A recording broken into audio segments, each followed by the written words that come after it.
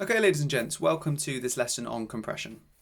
Today we're going to be looking at how the compressor works and what each of the functions of the compressor tool does. Input gain, threshold, ratio, knee, attack, release, and makeup gain. The aim of this session is to understand how a compressor manipulates a signal. We will then attempt to put this understanding into action using the Logic Pro X compressor. Okay, understanding and using compression in Logic X. So what does compression actually mean? Compression is the process of lessening the dynamic range between the loudest and quietest parts of an audio signal. This is done by boosting the quieter signals and attenuating or making quieter the louder signals. Compression is an excellent way to add punch, warmth, and power to your selected track or overall mix. On the bottom half of the screen here, we've got a visual representation of compression being added to a waveform. And on the left-hand side, you can see that the distance between the peaks and the troughs is quite large. And on the right-hand side, the distance is less so. So it's made the quieter bits louder and the louder bits slightly quieter between the two. What control does a sound engineer have? Well, as we talked about earlier on, we're going to be talking about threshold, ratio, attack, release, knee, makeup gain, and output. And each one of those sections are here. So we've got input gain, we've got threshold, ratio, makeup, knee, attack, and release. Okay, so threshold, that's the first thing that we need to be talking about. So here we've got a signal, we've got the signal strength on the left-hand side, and we've got time across the bottom, okay? Now the threshold is the point at which, as we've already discussed, where the compressor begins to work. So if I set my threshold up here, for example, I'll just draw a quick line, great ruler this one. If I just draw a quick line, what you'll see is that there's a very small amount of the signal there that's actually going to be affected by the compressor. So that really doesn't make sense. I can do one of two things. I can either increase the input gain so that that line does go past the threshold, or if I want to leave the input signal strength where it is, I can then actually just bring down the threshold. So let's bring the threshold to a point at which it does affect a lot of the signal. So now the distance between there and here, and also all these little tiny bits is going to be affected. And so that's essentially it. The threshold there is the point at which the compressor begins to work. So here is another way to visually think about the threshold and the ratio by which it is taken down. So the ratio is expressed in decibels, so that the ratio of 2:1 indicates a signal exceeding the threshold by 2 decibels will be attenuated down to 1 decibel above the threshold, or a signal exceeding the threshold by 8 decibels will be attenuated down to 4 decibels above it. The higher the signal exceeds the threshold, the more the compression is added. So if you could think about a signal of 16 decibels over the threshold on a 4:1 ratio, what would the resulting signal be in dB? Yep, it's 4 decibels. And again, we can see the visual representation there. Okay, so the next thing to think about is the ratio. Now, we know ratio when it comes to maths, hopefully. So ratio could be a ratio of 1:2 or 1:3. And so on, going up, okay? So that means that for every one thing, we could have another 3 things, just to make that really clear, very simply, okay? So for 1:3. So let's work on a situation as if we set the ratio of the compression to half. Well, that would mean that we would cut each of the signals about halfway, that one there, and this one halfway would be about here. Okay, you might ask yourself the question, well, why don't we just make the threshold the limit and just everything that's above that gets killed and we don't hear it? Well, that's one way to go, but what that would mean is that you would end up having a very undynamic signal. It would be very straight across there. And in music, we do like some level of dynamics. Otherwise, it really feels like it's hitting a ceiling and it just would feel very inhuman. So what this is actually doing is saying by what amount do you want to cut it? You can cut it in half, or a lot of the time people like to do it to 1:3, especially for vocals. So for example, you would then take the signal which is above the threshold line, divide it into 3. I say you do it, the computer will do that, and then take the bottom third. So now this signal will all be made smaller and be brought to that size. And the same thing will happen to this peak. Even though this peak is smaller, it will divide this peak into 3 and take the smaller section finishing there. So now you can see that this peak finishes here and this peak finishes here, meaning that we still have some dynamic range, but the dynamic range is nowhere near as much. And that can have quite an effect on the overall sound. So that is essentially how the ratio works. It's the amount by which the signal is cut once it has gone over the threshold. Okay, attack and release are usually belted together because they sort of look at the beginning of the waveform and the end of the waveform, essentially. So we can see in the top left here, you can see attack, and then it talks about where the release is, and then you've got a shorter attack and release on the bottom hand there as well. So the attack setting is essentially the reaction time of the compressor. It's responsible for how much of the initial impact or transient gets past the compressor without being squished. Just be careful. Getting too aggressive with fast attack time can suck the life out of an instrument and push it back in the mix. The release setting has more control over the shape of the sustain or the depth of the sound. The release setting is the path to allowing your mixes to breathe and react in perfect tandem with the beat or groove. If, for example, you've got a pulse that's quite regular and the release doesn't allow the attack to come back in time for the next pulse, then you're not going to get that groove with the beat.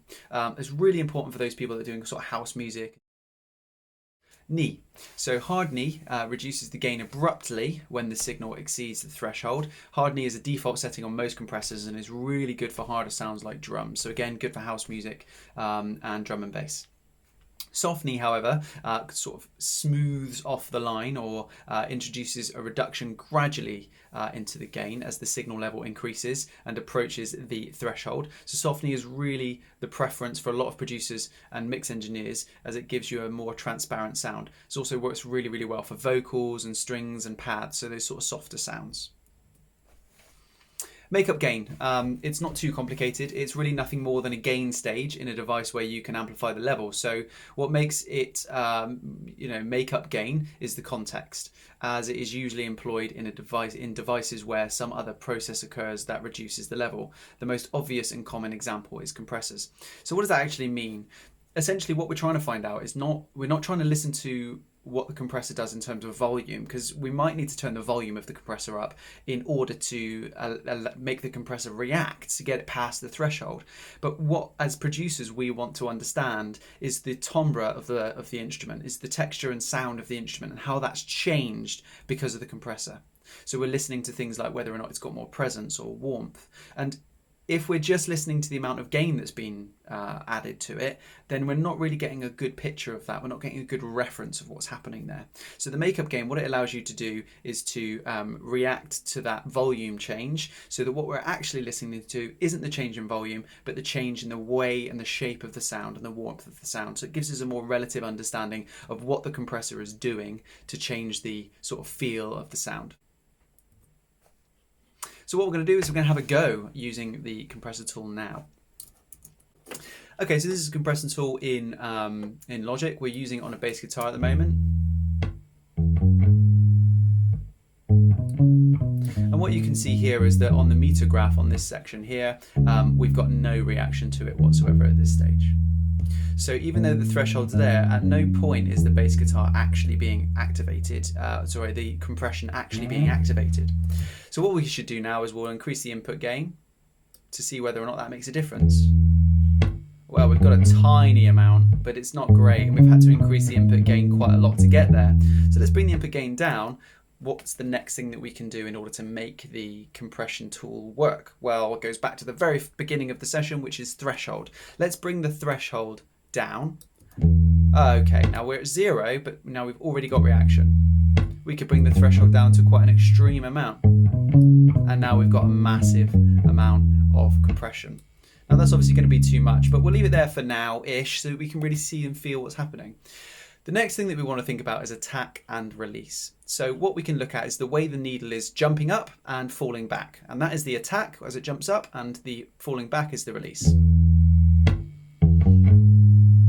So from my view, I can see that the attack, when it jumps up, is quite quick and reactive, but it's not falling back far enough for the attack to come back all the way. So if we look, the needle doesn't actually get to the end before the next note. I mean, sometimes it does, but not there, for example.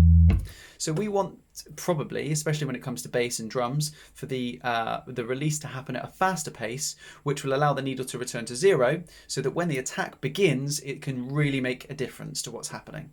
So let's bring the release quickness down, or make it faster. Okay, there we go. And now it's coming back nice and quickly. We'll make it extreme for the purposes of this. We'll bring it to 10. And I'd also say now that the attack is not as fast as it could be. So let's see what happens to the rising of the needle when you add very quick attack.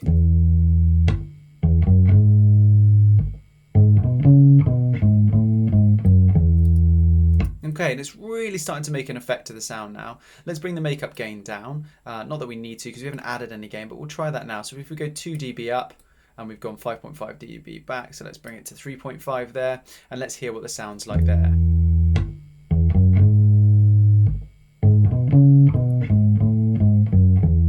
Okay, now we're looking at ratio. So at the moment we've got it set to 12 to 1, which is a very high ratio because what we're doing with the signal that exceeds the threshold is dividing it into 12 pieces and only using the first part of those 12 pieces, which is a huge reduction. So we want to make it a bit softer. So let's bring that down to something a bit more reasonable, like 3 to 1.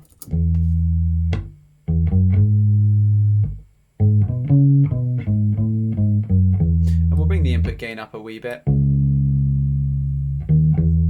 Let's hear the difference between what it was like and what it is now. That's what it's like without.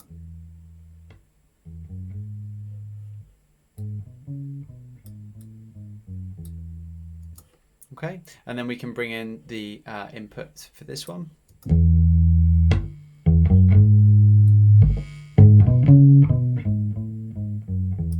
Okay, now what we heard there was a difference between when we turned it off and turned it on. It just went quieter. So for us, we went, oh, that sounds louder. Well, louder doesn't mean better. Well, how is the sound actually changed? So we're now going to use the makeup gain to match the volume of what it sounded like when it was off.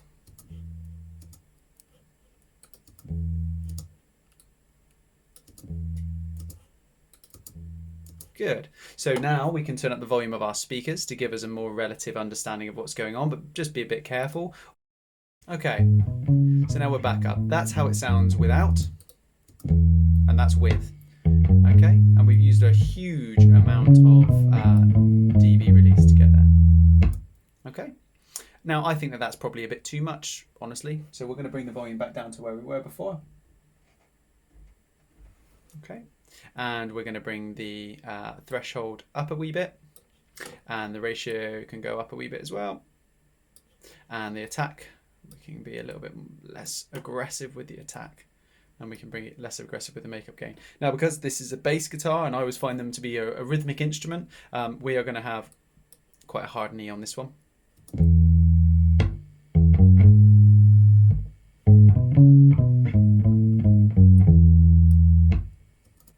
And that's essentially the main functions of the compressor and how they work. So it's about being able to understand what the effects of those are, and then it's the old classic, play around until it sounds good in the mix, because it might not sound fantastic in the mix, and that's really what you want to be thinking about, is the relationship between that instrument and the other ones. Again, it's like baking a cake, you know, if you've got too many eggs, it's not going to work. So you've got to make sure that whatever you're making, this has a good feel in relation to that.